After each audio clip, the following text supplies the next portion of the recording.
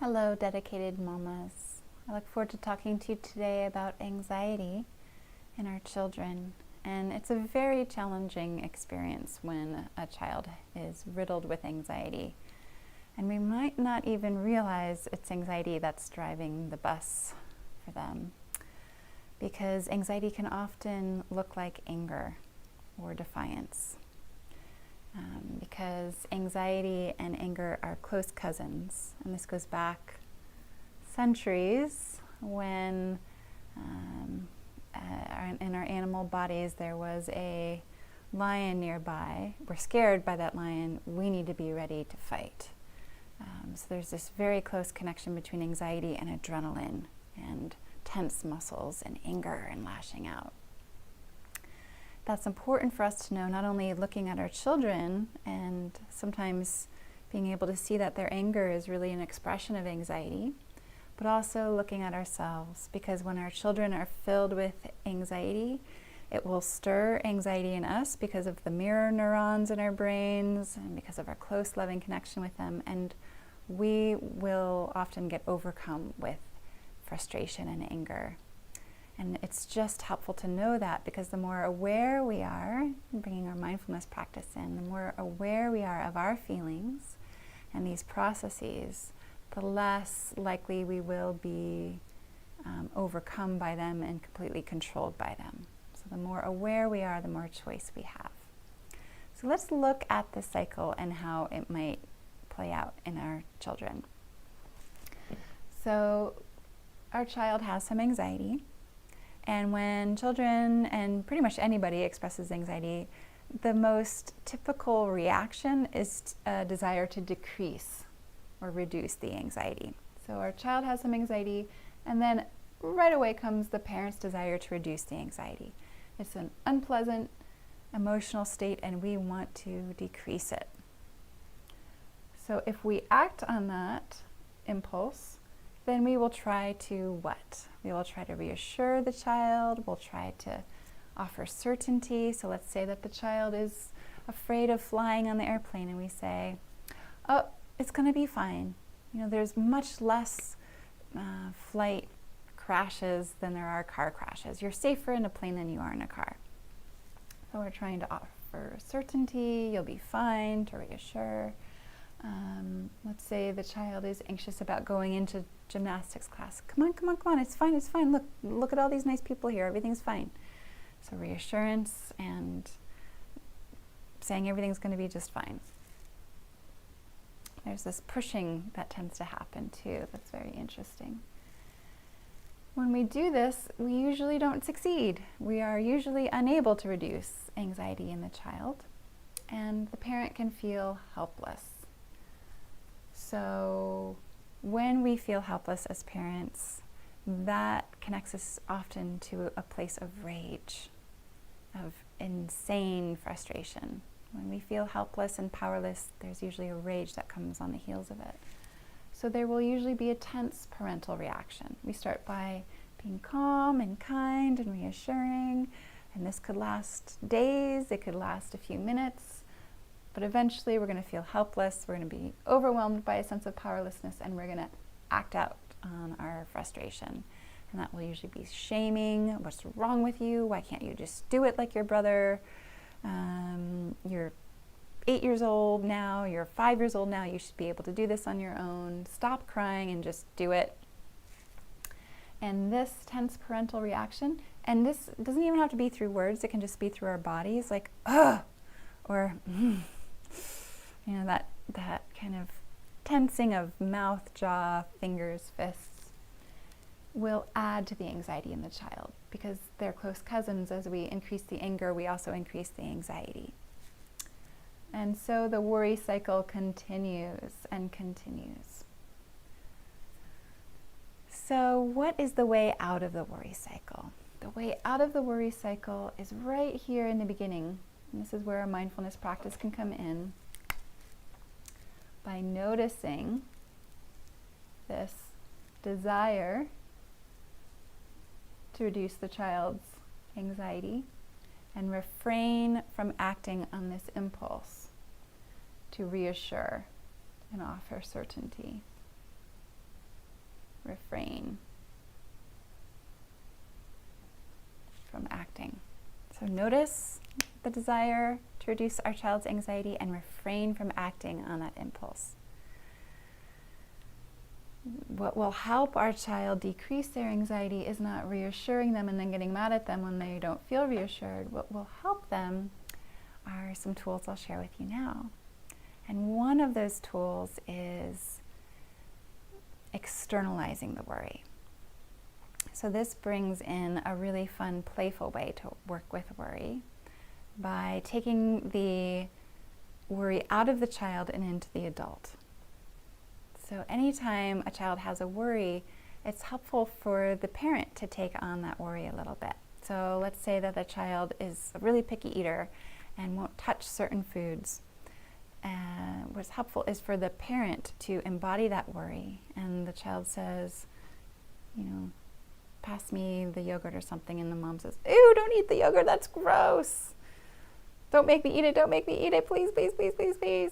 So it's maybe a food that the child feels confident about eating, and the parent suddenly freaks out about it in a dramatic way, in a playful way.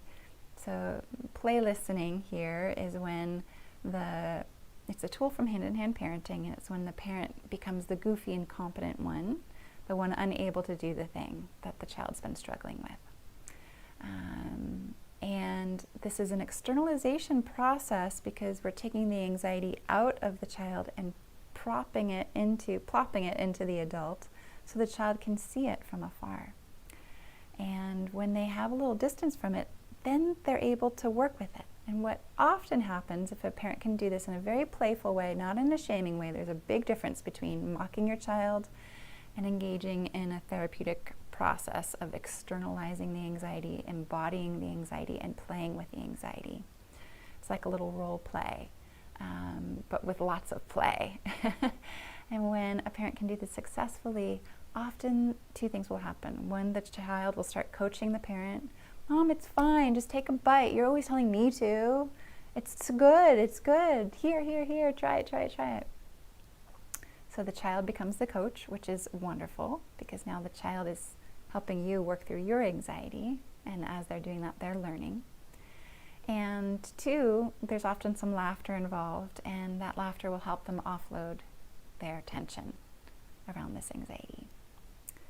So anytime you can find any way to embody the worry will be helpful. If this is really hard for you and you're just not going to be able to play with the anxiety and embody the anxiety, then other ways to externalize the anxiety is to talk about it differently. So instead of saying when you're worried and you're feeling anxious, you can talk about worry as the worry monster or the worry weeds that take over your mind and might start taking over the flowers of the garden of your mind. And when you talk about worry in this way, as the worry monster or the worry wind or the worry weeds, then the child also feels some distance from it. It's not the child who's worried, it's the worry winds that have come through, or it's the worry monster that's taking over. And it's helpful to educate a child about how to deal with the worry monster. It's like a bully, and you don't want it to bully you, so you need to boss it around and talk back to it. And there's a really great book on this called What to Do When Your Brain Gets Stuck. It's made for kids. It's about OCD, obsessive compulsive disorder, which is an extreme form of anxiety in children. But I think it's a wonderful book and could help any child who's dealing with anxiety. And it talks about the worry monster and how important it is to boss it around and talk back to it. Some kids aren't so into bossing around the worry monster. So when the worry monster is there, you could focus on helping the child reassure the worry monster and talk nicely to the worry monster. Like, worry monster, it's going to be okay. It's important for the child to do this, though, not the parent. It's different when the parent tries to reassure the child. We're going to refrain from doing this for our child, and instead we're going to coach our child in doing this for themselves. So we're going to encourage the child to offer themselves their own reassurance. So it would sound like this if I'm the parent.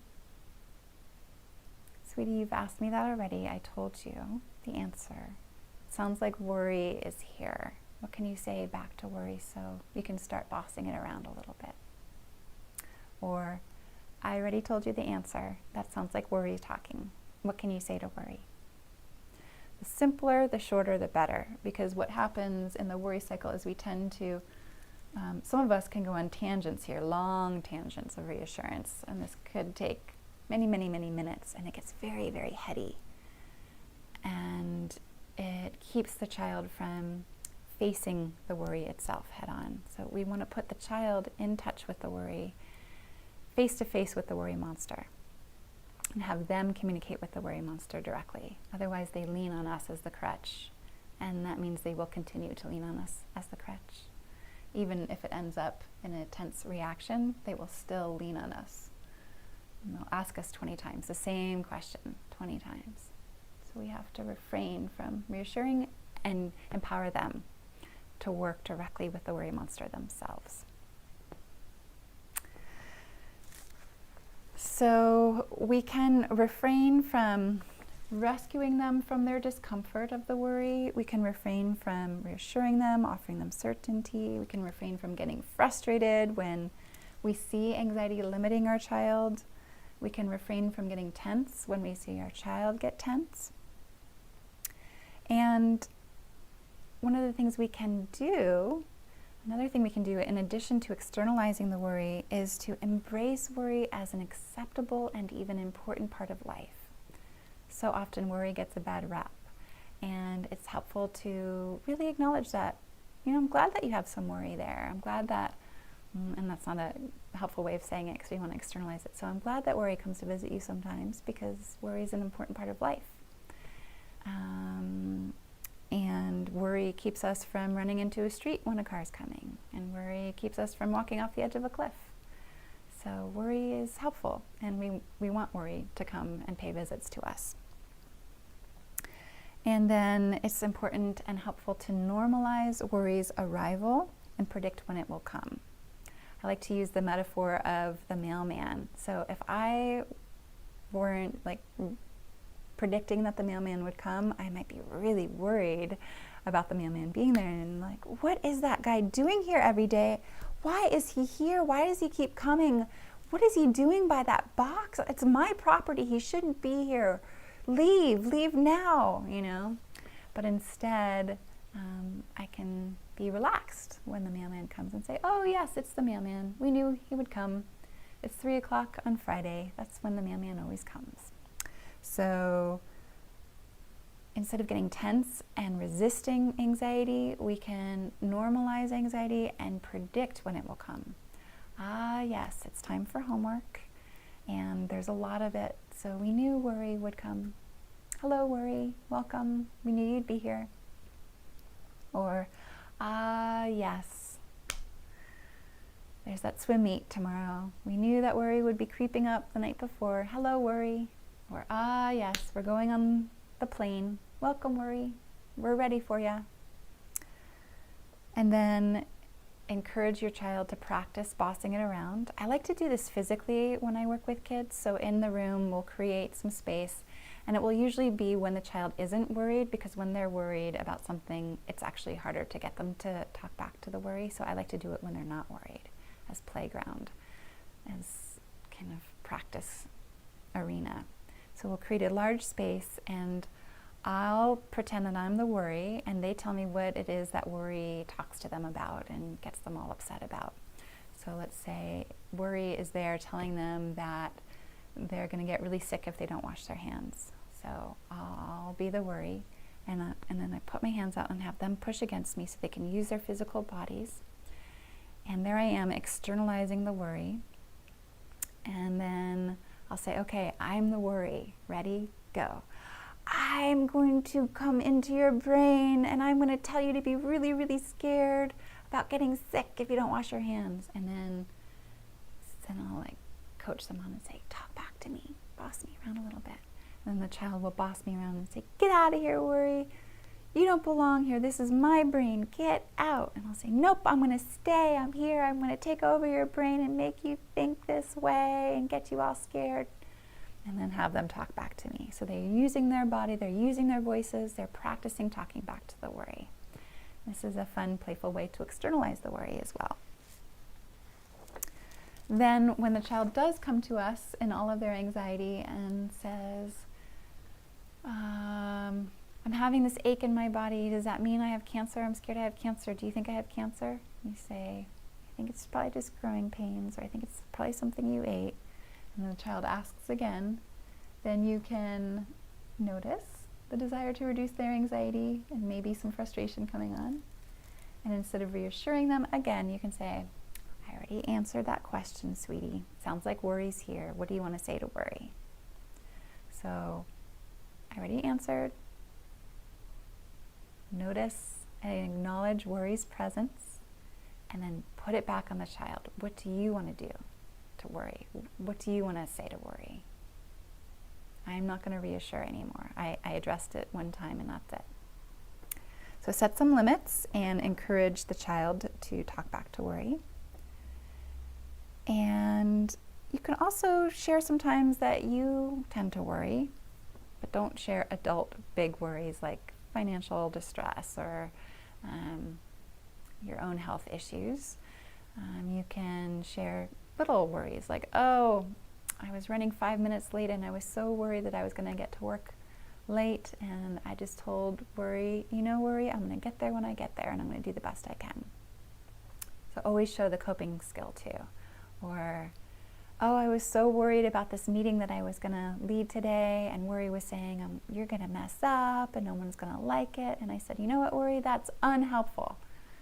I'm not going to listen to you. I'm going to remind myself that I usually do just fine in my meetings and it's going to be a good one today. That's what I said to my worry. What would you have said if you could have talked to my worry? And you can engage the child to talk back to your worry with you.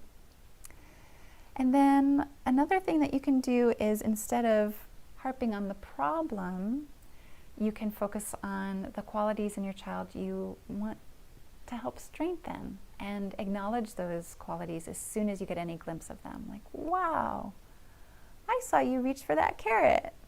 That was really courageous to try a new vegetable today. Or, wow, I saw you climb up 2 steps and jump off. That showed a lot of courage. You're really trying to take bigger steps and leaps with your body. I notice you. So acknowledging their strengths, acknowledging their steps towards those qualities that you want to strengthen, instead of just focusing on what they're not doing. So I hope this gives a little window into some things that you can try. These tend to be more playful ways of dealing with anxiety. And as we close, I'll also talk a little bit about a way to work with anxiety that's not as playful, but is deeply, deeply helpful. And that's to set limits. So sometimes even just setting the limit on refusing to reassure the anxiety is enough to help the child bristle with frustration. Maybe refusing to accommodate the worry by offering multiple options of food instead of just the one food that you had prepared, saying, nope, this is what we're having for dinner. That limit can cause the child to bump up against it and begin to offload the tension. So anxiety tends to come with a lot of physical tension, and it's helpful to set limits so the child can bump up against those limits and express that tension, express that anxiety as it comes out in an angry way, usually when there's limits involved. So anxious tension is difficult to be with because it tends to come out in a very angry way, a hostile, aggressive way. So it's helpful to imagine dropping down an anchor. I like to imagine that I'm on a boat in the middle of the ocean and my child is getting tossed at sea, and I need to drop down an anchor so I can be a stabilizing force and an orienting force as my child flails around, and offloads a lot of anxiety in the process. It will often get louder and bigger and more unpleasant. If you can stay with the child will want to move away from you usually. They'll want to go to their rooms. They'll want to push you away. It's helpful if you can follow them and stay as long as you have it in you to stay without getting tense or angry. If you get tense or angry, then it's time to remove yourself from the situation, because we don't want to increase the anxiety with our own tension.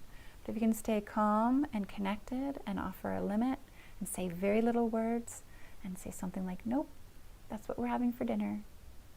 And then the child runs away from you, and you go to the child and you say, I'm going to stay near you. And the child says, no, go away. And then the anger turns at you. You can say, I'm staying. And as warm and calm a way as possible.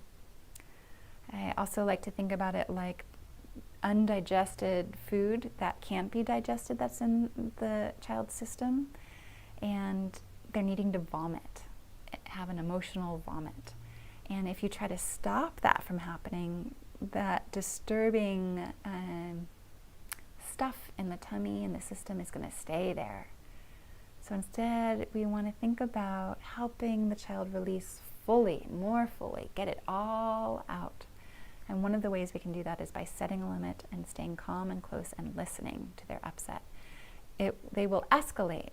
Staying calm and being warm and kind with our limits will not cause them to be relaxed, especially if there's any sensory issue involved, and especially if there's a lot of anxiety involved. It will increase, they will explode.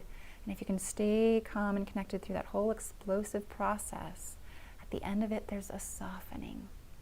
The child will usually soften for the last minute or so and whimper a little bit and maybe even crawl into your arms. And it's helpful to look them in the eye and say, just take a little peek in my eyes, sweetie. I love you. And just pour some love into their eyes. And often after that, the child is much, much more flexible, much more able to do whatever it was that they were scared to do. And we'll try things that they wouldn't have tried before. We'll eat things that they wouldn't have eaten before. We'll leave a wet shirt on if they were overwhelmed by the sensory input and anxious about it being wet. They'll be more able, because they'll have reset their system through your good listening, your stabilizing energy, your mindful approach to their overwhelm and their anxiety. We're essentially saying, my container is so big, it can easily hold this, and I'm showing you a way to easily hold this. And I'm not scared, I'm not overwhelmed by your anxiety. You can feel this anxiety. It's not gonna overwhelm me. I'm here for you. I gotcha. I got this. And it's not that we're going to be talking using those exact words, but that's the idea. That's what we're communicating. When we try to shut down and reassure and get angry at a child for feeling their anxiety, we're essentially saying, I'm scared of this feeling. I don't want you to feel this feeling. This feeling's too much for you. It's too much for me. This feeling's bad. I'm scared of this feeling. And we're just increasing the worry by saying, it's too much, it's too big, we're all overwhelmed here, don't feel this way. Instead, we're saying, this feeling's fine. It's just a feeling, anxiety. It comes with a lot of anger. I gotcha. I know what's going on. I'm aware. I'm capable. So we grow our breadbasket as wide as the room to hold the anxiety, instead of having our breadbasket as small as our heart. And then the feeling that comes into our heart overwhelms the breadbasket of our experience. We expand our breadbasket so that that little feeling that overwhelms the heart doesn't overwhelm us. We're bigger than it. The awareness that we've cultivated through a mindfulness practice is so much larger than that child kicking and screaming, saying, you don't even care about me, I hate you, you hate me, whatever it is that they're saying. Go away, leave me alone, why won't you just leave me alone? As it escalates. It's going to escalate, it's going to peak, and it's going to get really, really loud, and they're going to get really, really tense, and they might even try to hit you, and you can just catch their hand and say, oh, I gotcha. Whoa, I'm not going to let you hit me. And take responsibility. I'm not going to let you hit me. Instead of, don't hit, it's, I'm not going to let you hit me. Instead of the tense, pointing, shock, and reaction, just, oh, yep, I knew this would happen. I knew frustration would come out physically, but I gotcha, I'm going to contain you. I'm not going to let you do that. Containing. This anxiety needs containment. And when we flip our lids and we get tense, we're not containing their anxiety. They'll have to contain our anxiety and our tension by stuffing their anxiety deeper down, causing a more dense knot of tension inside of them. So we need to be the calm, containing ones for their anxiety. So I hope that helps reframe a little bit and inspires you to notice your desire to reduce their anxiety and to refrain from acting on that impulse to reduce their anxiety by accommodating them or reassuring them or offering them certainty. If you can refrain from doing that, you'll be much less likely to get tense and add to their anxiety.